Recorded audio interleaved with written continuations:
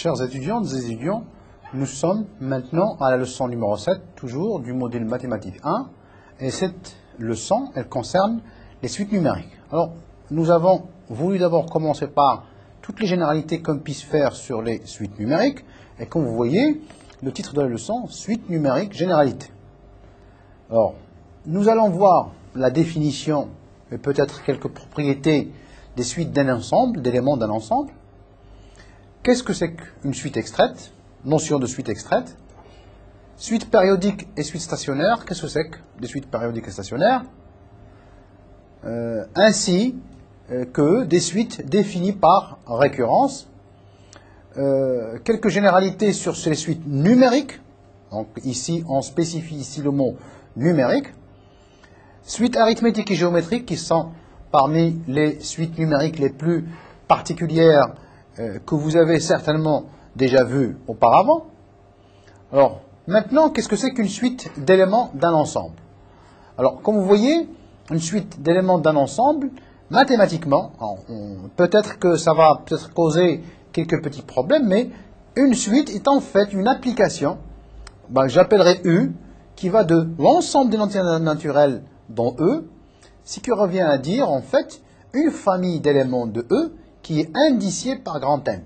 Donc, c'est-à-dire à 0, j'associe U de 0, à 1, j'associe U de 1, et ainsi de suite, et ainsi de suite. Donc, l'image U de N est en fait, puisque nous avons déjà dit indicié, alors on préfère, puisque c'est des entiers, d'écrire des indices U0, U1, U2, U3, etc., etc. Alors, UN est appelé terme général de la suite. U0, c'est le terme initial. Donc, bien sûr, il n'y a pas de terme final puisque ça va vers l'infini. Donc, en fait, on parlera toujours de terme initial. La suite U, elle va être notée donc dans certains livres ou pour certains auteurs, on notera U en tant qu'application, comme on vient de le dire, de grand N, l'ensemble des entités naturelles, vers E, ou généralement, comme on note, en fait, c'est la notation la plus utilisée, c'est celle-là, U indice N pour N parcourant l'ensemble des entités naturelles, et puis on pourrait aussi trouver ce qui est exactement la même chose, UN pour N supérieur ou égal à 0. Maintenant, passons à ce que c'est qu'une suite extraite. Alors, je dirais, on va prendre une suite UN d'éléments d'un ensemble E. Alors, je voudrais quand même rappeler une chose, c'est-à-dire que ce que on est en train de faire en général, c'est valable pour n'importe quel ensemble E. Ça pourrait être R2, ça pourrait être R3, ça pourrait être l'ensemble des fonctions, ça pourrait être l'ensemble des polynômes, ça pourrait être n'importe quoi, vu que, tout simplement, c'est un ensemble. Alors, on appellera suite extraite de la suite, toute suite V de E, dont le terme général peut s'écrire Vn égale U indice phi de n, où phi est une application strictement croissante de n dans lui-même. Alors, comme exemple, on prendra la suite Un égale à moins 1 à la puissance n. Donc, vous voyez, c'est la suite qui prend 1 ou moins 1 selon que n est pair ou impair. Une suite extraite, je pourrais dire Vn égale U de n. Alors, U de n, c'est donc 1. Je pourrais prendre aussi Wn égale U de n plus 1, qui dans ce cas-là est égal à moins 1. D'accord? Donc, vous voyez ici, j'extrais parmi tous les indices entiers, je vais en extraire uniquement ceux qui sont pairs. J'extrais ici parmi les indices entiers, je vais en extraire uniquement ceux qui sont impairs. Et ainsi, on obtiendra, vous voyez dans ce cas-là, au moins de ce suite, il est évident qu'en fait, qu'on peut en extraire une infinité. Je peux extraire les indices qui sont multiples de 3, je peux extraire les indices multiples de 4, les indices multiples de 5, etc., etc.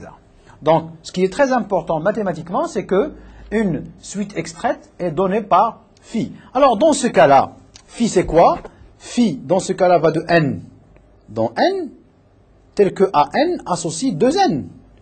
Il est clair que cette fonction est croissante. Dans ce cas-là, phi va de n dans n, tel que à n, j'associe 2n plus 1. Et il est clair aussi que celle-là est aussi strictement croissante.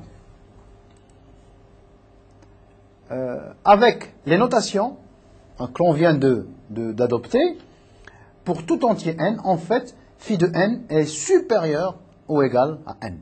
Donc ça, on peut facilement le montrer en montrant que, puisque la fonction phi doit être croissante, strictement, on est obligé d'avoir phi de n qui est strictement supérieur ou égal à n. Alors maintenant, passons à des suites particulières qui s'appellent suites périodiques ou stationnaires. Alors,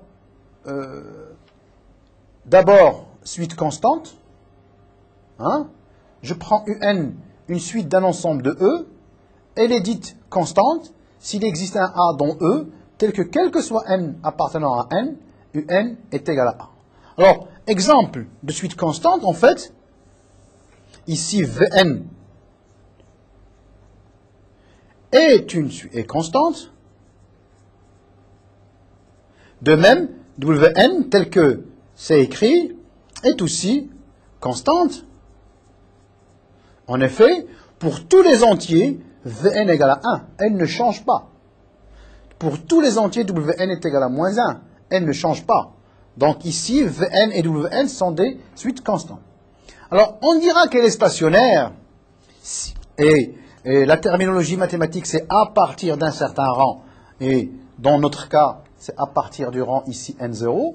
On va dire qu'elle est stationnaire s'il existe un petit a dans E et un n0 dans grand N, tel que pour tout n plus grand que n0, un égale à a. Ça signifie que je peux prendre u0, par exemple, égal à 1, u2 est égal à 3, u3 égale à 15, u4 est égal à 26, mais à partir, par exemple, je dirais un égale à 2. Et donc, ce n'est pas une suite constante puisqu'elle varie. Mais à partir de 4, elle devient constante. Donc, en fait, à partir de n égale à 4, elle est stationnaire. Donc, c'est une suite qui est stationnaire. Ça signifie qu'à partir d'un certain moment, elle devient constante. Suite périodique.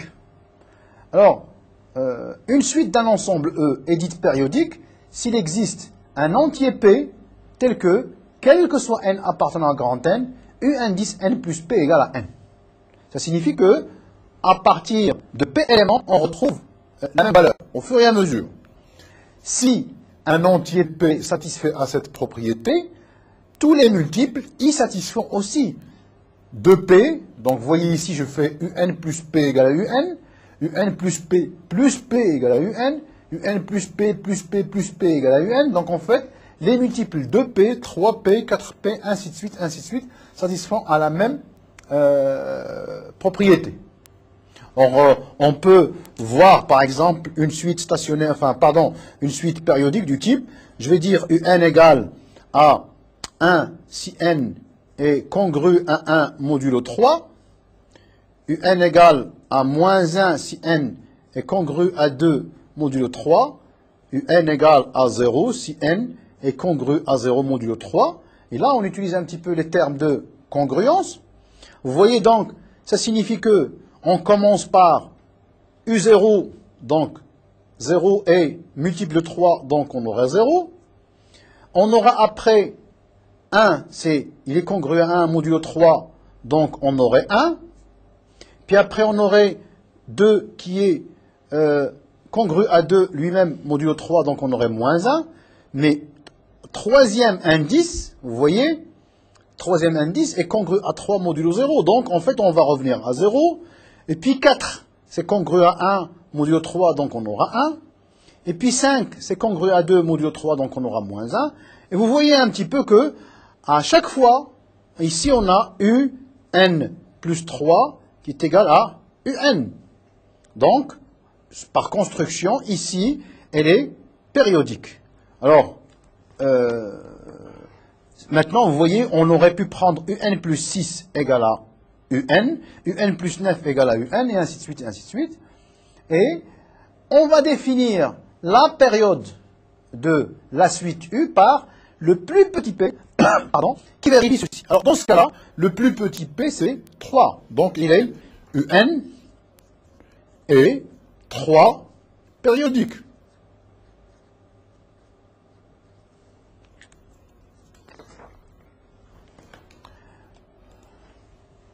Maintenant, on va passer à une catégorie de suites qui sont très très importantes, ce qu'on appelle suite définie par récurrence.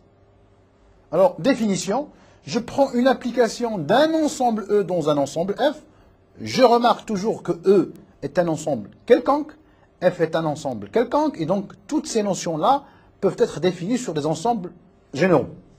On peut définir une suite UN de la manière suivante. On se donne, vous voyez le terme initial U0, pour amorcer la suite. Ensuite, je me donne une relation de récurrence qui est de la forme UN plus 1 égale F de UN. Alors, je donnerai comme exemple. Par exemple, U0 égale à 0 et UN plus 1 égale log de 3 plus UN moins 1. Je peux faire U0 égale à 5 et UN plus 1 égale log de 3 plus UN moins 1. On remarque qu'ici, la relation de récurrence est la même. Le terme initial n'étant pas le même, il est évident donc ça va faire deux suites différentes. Donc vous voyez un petit peu, même si c'est la même relation de récurrence, les termes initiaux n'étant pas les mêmes, a priori, les deux suites vont être différentes. Donc une suite définie par récurrence, c'est la donnée d'une valeur qui me fixe le terme initial et d'une relation de récurrence, UN plus 1 égale à F de UN.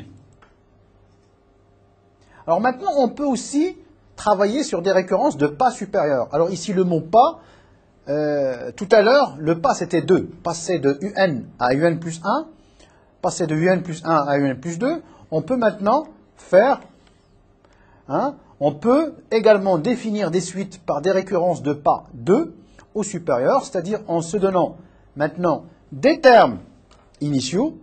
Alors ici, quand je dis pas 2, U0 égale à 1, par exemple, U0, je me donne U0, U1, et UN plus 1 égale à F de UN, ici 2, UN plus 1.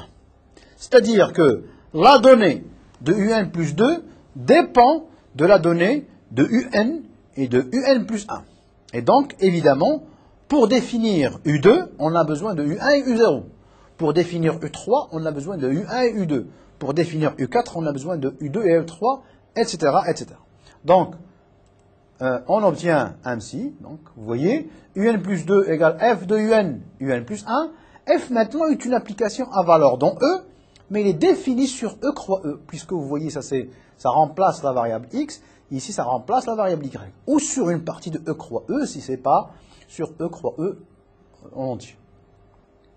Alors maintenant, on va travailler avec les suites numériques. Alors pour nous, qu'est-ce que c'est qu'une suite numérique? Une suite numérique, c'est quand je travaille sur R, l'ensemble des réels, ou sur C, l'ensemble des nombres complexes. Alors pour nous, les éléments de K vont être appelés scalaires. Donc tout ce qui va suivre maintenant, c'est des suites numériques. Si maintenant on s'intéresse uniquement à K égale à R, nous dirons suite réelle. Si on s'intéresse au cas K égale à C, on dira suite complexe. Donc pour l'instant, les propositions et définitions que l'on va donner vont être valables aussi bien dans le cas K égale à R, C, dans le cas réel ou dans le cas complexe. Alors, maintenant, ce qu'on est en train de faire, c'est dire, on a créé des êtres qui s'appellent suites. Ces suites sont définies sur R ou sur C, sur lesquelles sont définies des opérations, comme on le sait, opération somme, addition, opération produit, multiplication. Alors, on va se donner opération sur les suites numériques. On va se donner deux suites numériques, à valeur dans K, qui est R ou C. On définit la suite somme S et la suite produit P par, quel que soit S, N appartenant à grand N, ensemble des entiers, la somme Sn, c'est égal à UN, plus Vn. Pn égale UN fois Vn. Donc vous voyez un petit peu, trouver la suite somme, c'est la suite des sommes des éléments termes généraux de ces suites. Trouver l'élément général de la suite produit, c'est le produit des termes généraux des suites UN et Vn. De même, on peut multiplier par un scalaire, donc ici lambda est dans grand K, R ou C, multiplié par une suite, ça va me donner une autre nouvelle suite dont le terme général n'est que lambda fois un. Donc ainsi, on sait munir l'ensemble des suites de trois opérations que j'appellerai algébriques, qui sont la somme de suites, la somme, le produit de suite, puis après la multiplication par un scalaire. Remarquez qu'en fait, ce qu'on est en train de faire, c'est essayer de prolonger les opérations qui nous paraissent assez évidentes dans R ou dans C à des ensembles qui sont un peu plus compliqués. Hein. Dans le cas ici, c'est l'ensemble des suites. Alors, suite numérique, toujours, qu'est-ce que c'est qu'une suite bornée? Une suite numérique est dite bornée s'il existe un réel positif, tel que, quel que soit n dans grand N, valeur absolue de un est majorée par grand N. Ça signifie tout simplement que un ne dépasse pas une certaine valeur en deçà ou après. Donc, c'est-à-dire qu'il existe un m positif ou nul, quel que soit n appartenant à grand N, j'ai un qui est majoré par grand N, vous voyez ici c'est positif, minoré par moins grand N.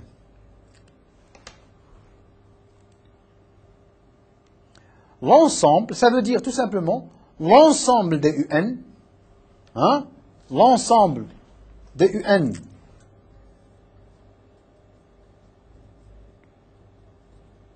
est donc borné.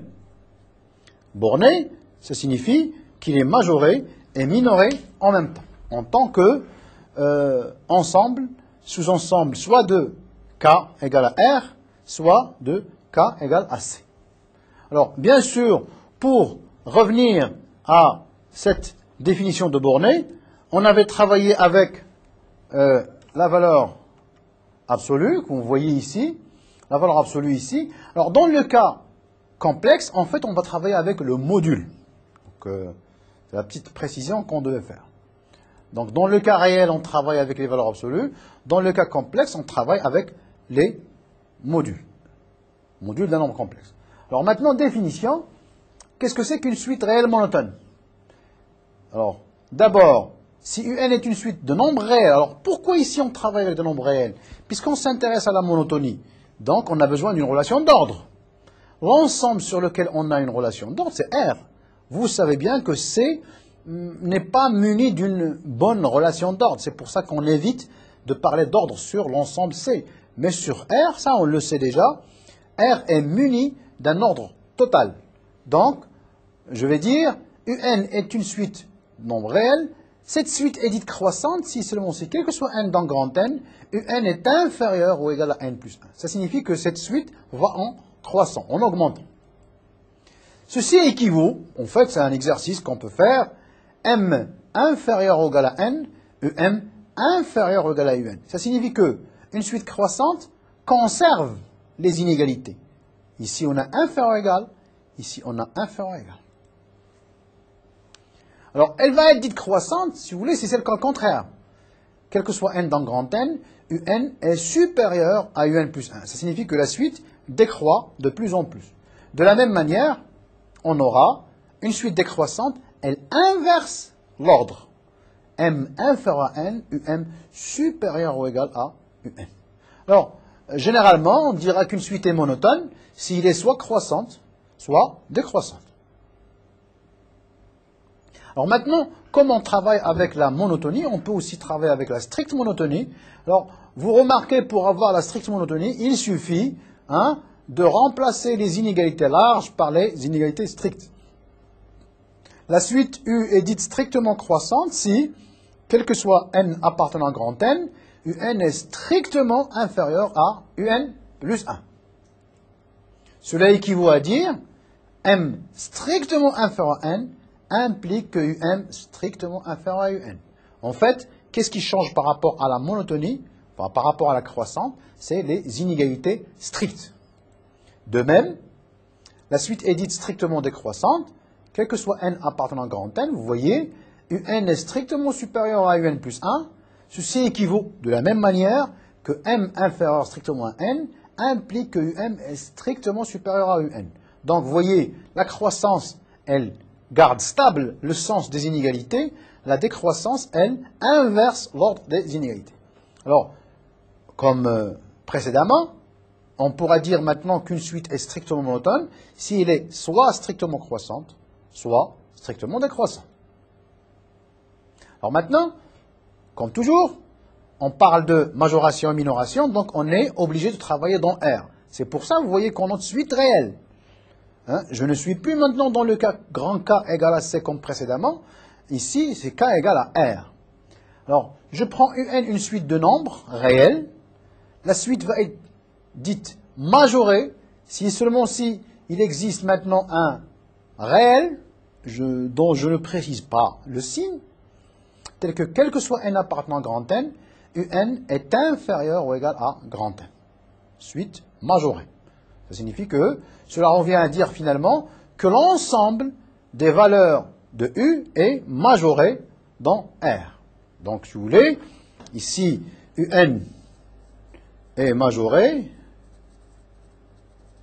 équivaut, il existe M dans R, quel que soit N dans grand N, UN inférieur à M, équivaut que l'ensemble des UN, N appartenant à grand N, est une partie, est majorée, maintenant en tant qu'ensemble, dans R.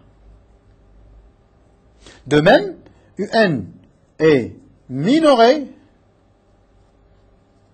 si seulement si il existe M appartenant à R, quel que soit N appartenant à grand N, UN est supérieur ou égal à grand M.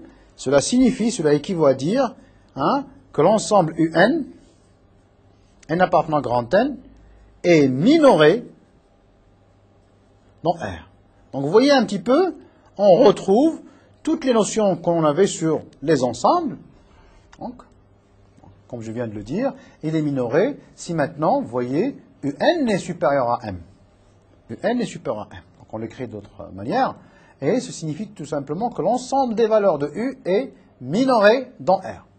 Alors maintenant, quelques suites très particulières que vous connaissez déjà. Alors ces suites-là, elles sont valables aussi bien dans le cas réel que dans le cas complexe. Vous voyez, ici, on note indifféremment K égale à R ou C. Alors qu'est-ce que c'est qu'une suite arithmétique? Une suite arithmétique est une suite pour laquelle il existe un scalaire petit r, donc soit réel dans le cas R, soit complexe dans le cas C, tel que, quel que soit n appartenant à grand N, UN plus 1 égale UN plus R. C'est-à-dire que à chaque étape, on ajoute la même quantité. C'est pour ça qu'on fait ici, comme c'est un plus, on va dire arithmétique. Le scalaire R est appelé raison de la suite arithmétique. Il est défini de façon unique. Alors comment peut-on le trouver? On peut le trouver en disant, je prends, si je sais que UN est une suite arithmétique, R va être égal à UN moins UN moins 1. N supérieur ou égal à 1. D'accord? Donc si vous voulez que, et normalement s'il est arithmétique, il est aussi égal à UN plus 2 moins UN plus 3 moins UN plus 2, et ainsi de suite, et ainsi de suite. Il est défini, ce nombre est défini de manière unique. Alors, une caractérisation d'une suite arithmétique, ça va être, quel que soit n, quel que soit n dans grand N, UN plus 2 égale à 2 UN plus 1. Ça signifie tout simplement que UN plus 1 est le milieu de UN plus 2. En effet, si on fait un dessin, ici vous avez UN, ici vous avez UN plus 1 qui égale UN plus R, et ici vous avez UN plus R, donc plus 2R, et donc vous voyez que c'est comme si vous avez ici 0, R, 2R. Donc ici c'est le milieu, vous voyez c'est le milieu de 0 et de 2R, donc c'est le milieu de UN et UN plus 2R. Donc c'est une manière. On dira que 3 éléments, ça c'est une propriété qu'on utilise souvent, A, B, C sont en progression arithmétique.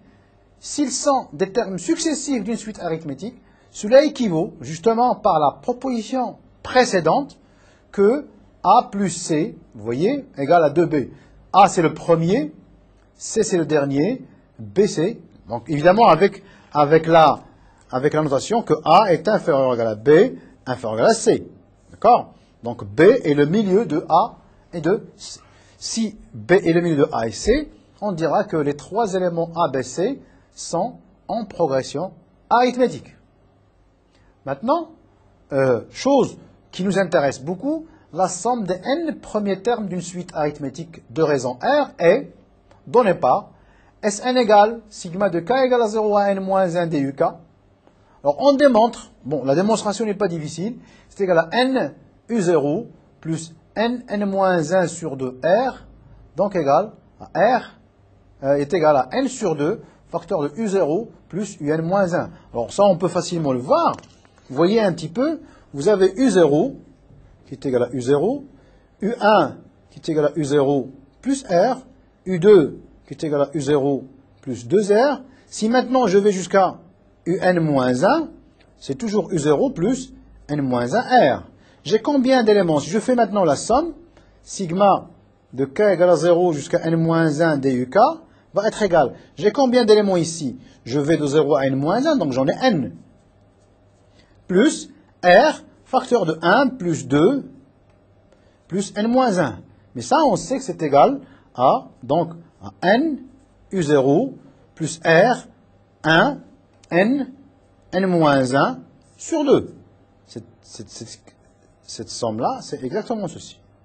Donc, ça nous donne un petit peu. Et puis, on peut aussi facilement voir que c'est aussi n sur 2, u0 plus un-1. Ces différentes écritures sont très très utiles. Tout dépend à ce qu'on veut faire.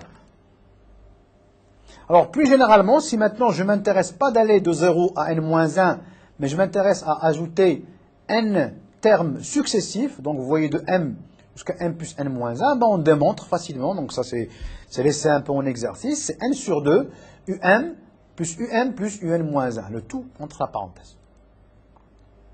Maintenant, suite géométrique. Alors, suite géométrique, on dira qu'une suite est géométrique si et seulement si il existe un scalaire q tel que, au lieu de faire, comme tout à l'heure, des sommes, tout à l'heure vous avez un plus r, ici on a un fois q. Donc, arithmétique, c'est avec des sommes, géométrique, c'est avec des produits. Donc, quel que soit n dans grand N, un plus 1 égale à q, un.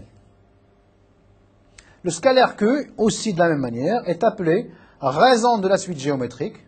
Il est défini de façon unique, sauf si un égale à 0. Dans ce cas-là, ce n'est pas beaucoup d'intérêt parce que je multiplie n'importe quoi par 0, ça donnera toujours 0. Donc vous voyez un petit peu, pardon, vous voyez ici que, sauf si u0 est nul, dans ce cas-là, ça n'a pas d'intérêt.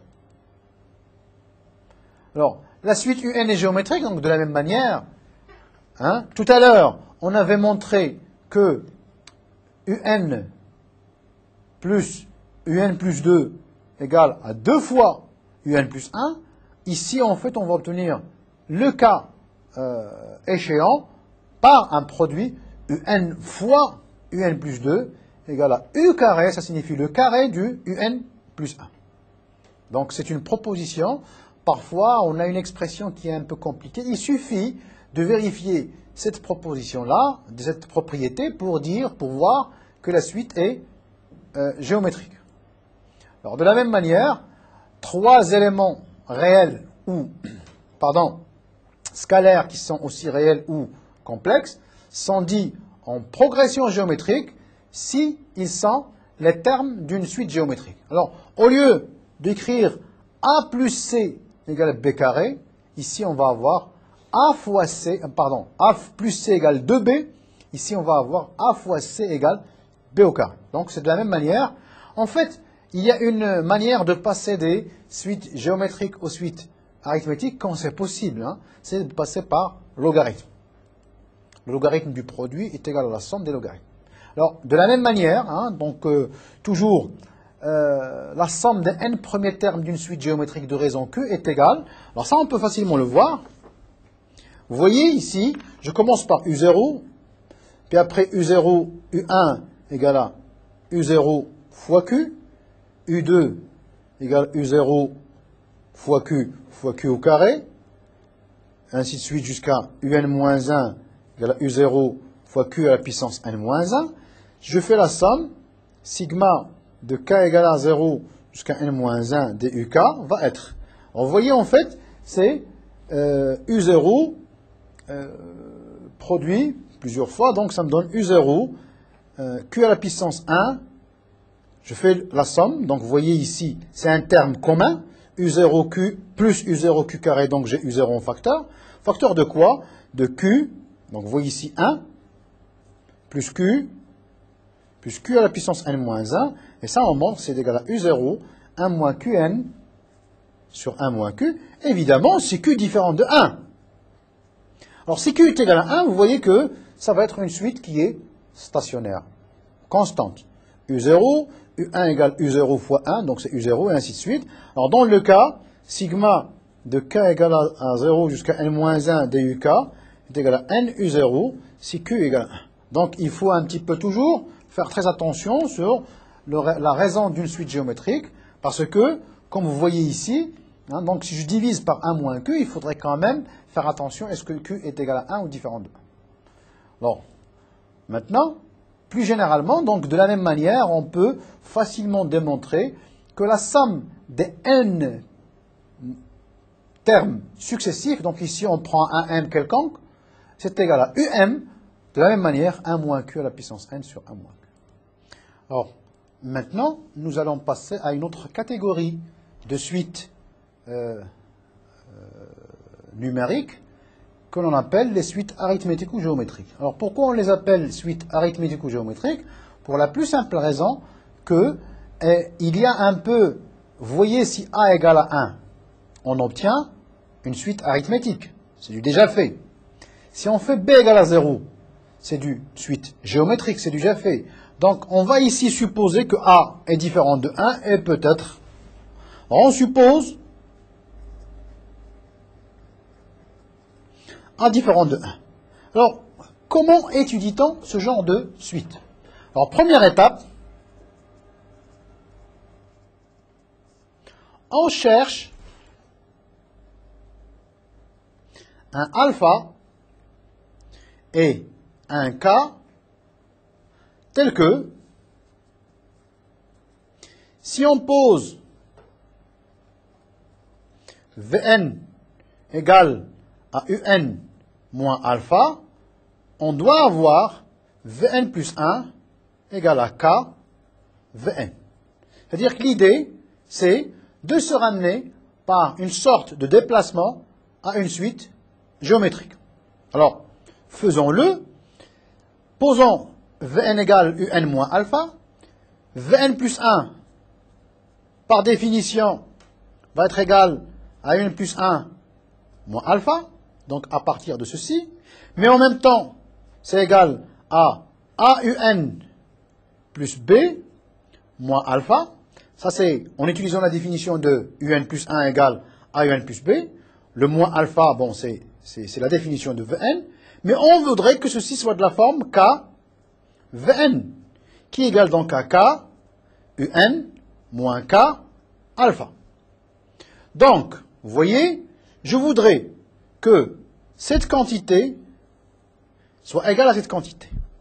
Alors, je remarque que AUN, KUN.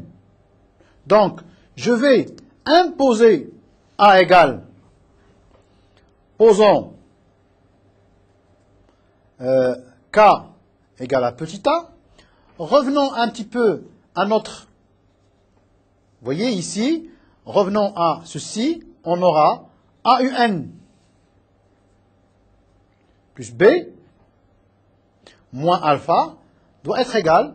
Alors, comme on a posé K égale à A, donc c'est A, UN, moins K, c'est-à-dire moins A, alpha. Je vais donc simplifier. On simplifie donc par cette quantité-là. Et qu'est-ce qui va nous rester? Il va nous rester donc, le seul élément qui nous reste, c'est trouver le alpha. B égale alpha, facteur de 1 moins A. Vous voyez pourquoi on avait supposé que A était différent de 1. Donc, alpha égale à B sur 1 moins A.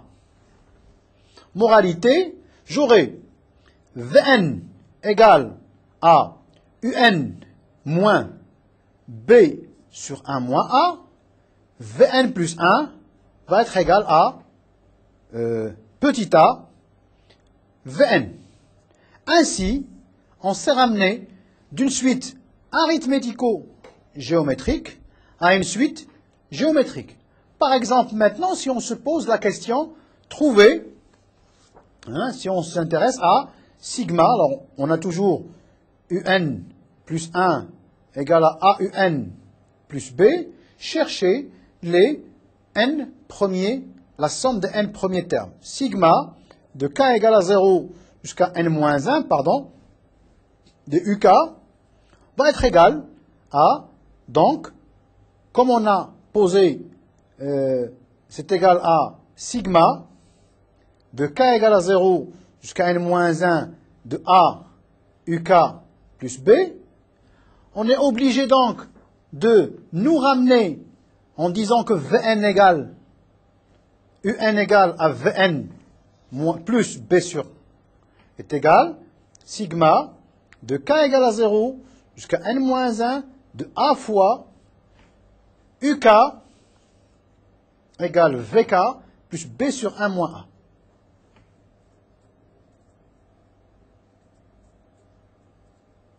Donc, on va sortir sigma de k égale 0 jusqu'à n-1 de A Vk plus sigma de k égale à 0 jusqu'à n-1 de B sur 1 moins A.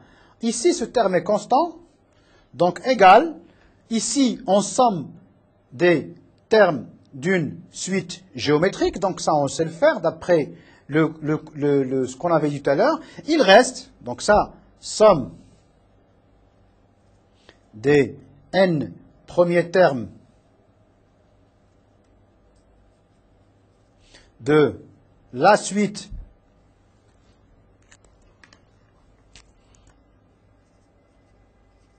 géométrique Vn, plus n fois B sur 1 moins A. Donc, ça maintenant, on peut facilement l'écrire. On peut dire en fonction de V0, mais V0, c'est aussi calculé en fonction de, comme vous voyez ici, en fonction de U0. Et donc, il est tout à fait simple de voir un petit peu que la somme d'une suite arithmético-géométrique, vous voyez un petit peu, une partie, c'est la somme d'une suite géométrique, et puis rappelez-vous, n fois R. Et une partie, c'est la somme d'une suite arithmétique. Donc vous voyez ici une suite arithmético-géométrique, c'est en fait la mixture entre une suite géométrique et une suite arithmétique.